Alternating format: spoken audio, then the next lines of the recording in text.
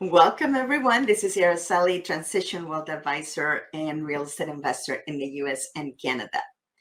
Please remember to subscribe, guys. Today in my chat with Colette, we have an interesting subject.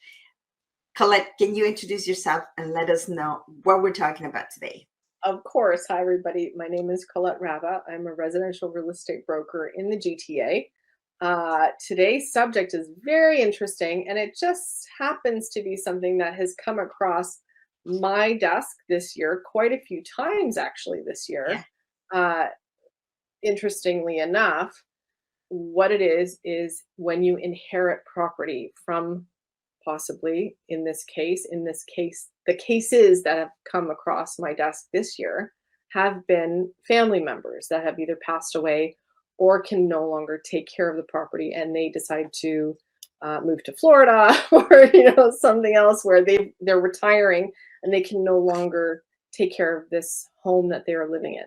So, and they've downsized it, but they don't know what to do with the property. So we've come up with three really quick things. There are more scenarios, obviously, than the Of course. three, but these are the main things that what you can do if you are lucky enough to inherit property. So, uh, and of course, property looks different to, there's no similar property. Everything is different. Either it's land or a home or a condo or a cottage, whatever that is.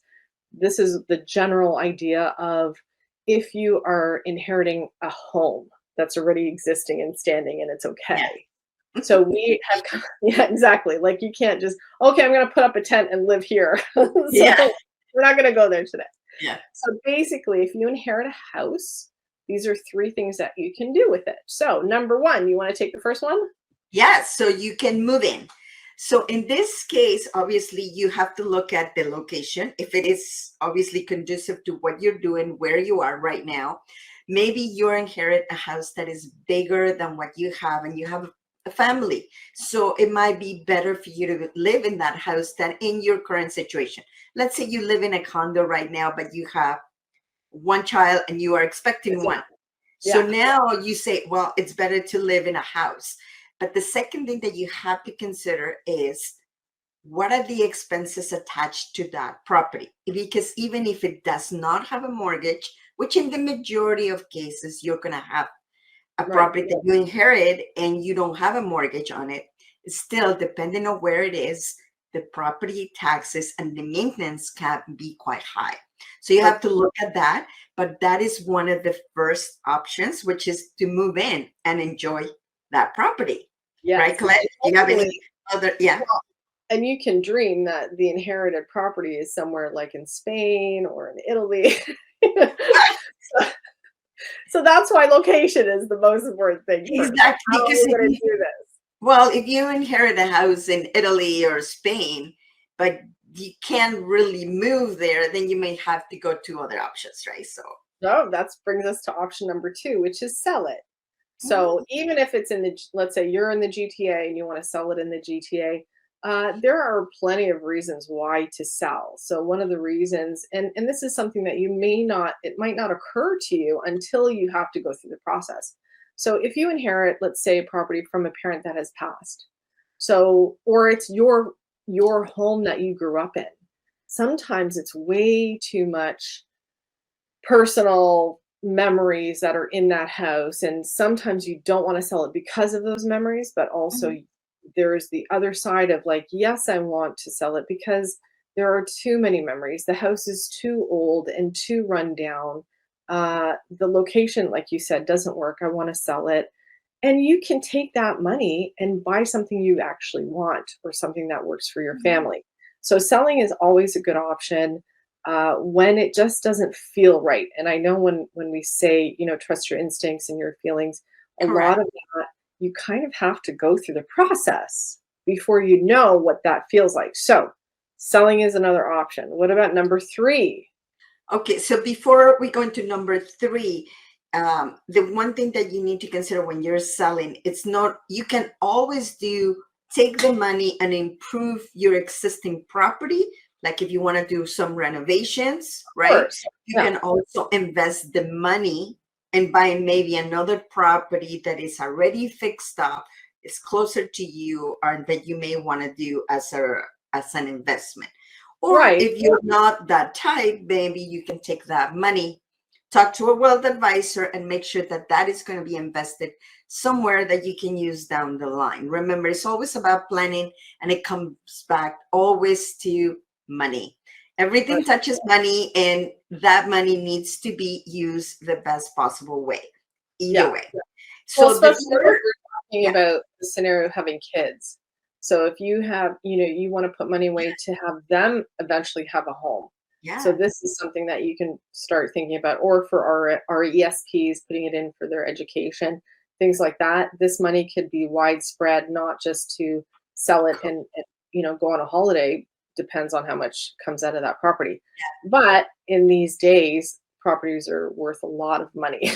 So in the in the GTA anyway. GTA, yes, yeah. Right. So, and that's the thing. You get to dream about, do I want a cottage? Do I want this? Or maybe you could do everything. You can have a cottage and put money away for your kids and go on a holiday. So selling it to a lot of people makes a lot of sense. Yeah.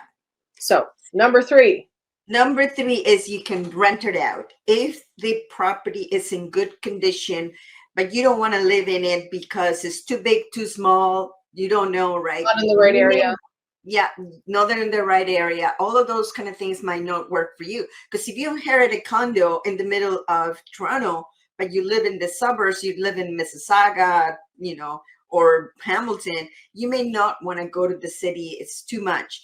And if it makes sense to rent it and it covers all of your expenses, and you wanted to wait for a little while longer for the appreciation, then that is another good option. But just make sure that you understand what it means to rent to someone.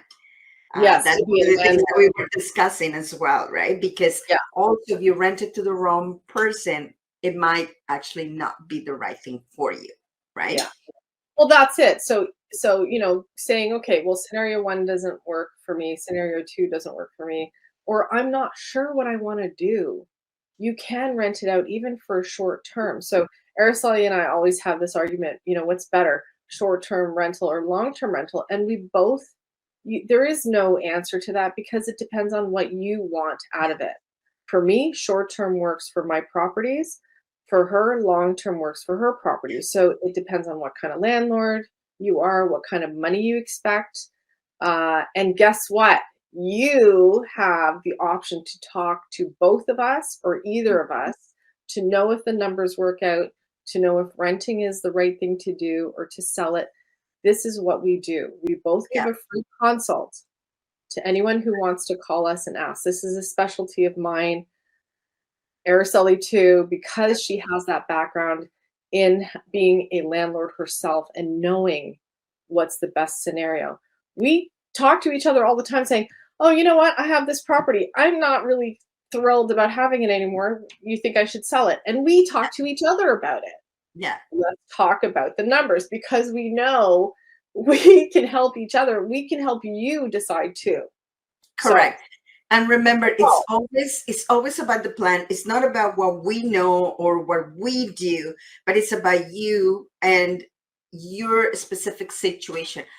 Where are you located today in life, and in general, financially, and what do you want to do in the near future? Because real estate, in my opinion, is always for the long term. You may come up with a different solution, and that is basically what we're here for, to give you options so you can get the best out of that house that you have inherited. And, yes. you can make the And best. congratulations that you've inherited. That's the best Yeah. thing.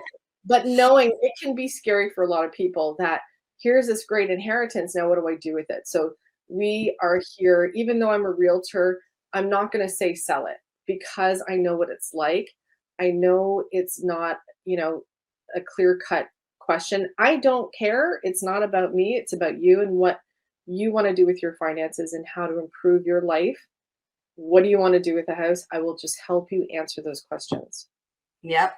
Yeah. And that is it for today. So remember, if you are fortunate enough to have inherited a property, You can either move into the house, you can either sell it, or you can rent it out. But remember, it's all about the plan.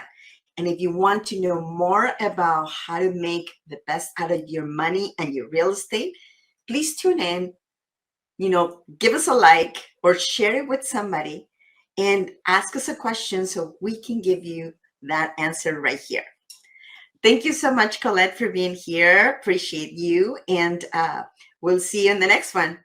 Thanks for joining us, everyone. Thanks for joining us today. If you'd like more information or if you have any questions, please go to my website at www.coletteraba.com.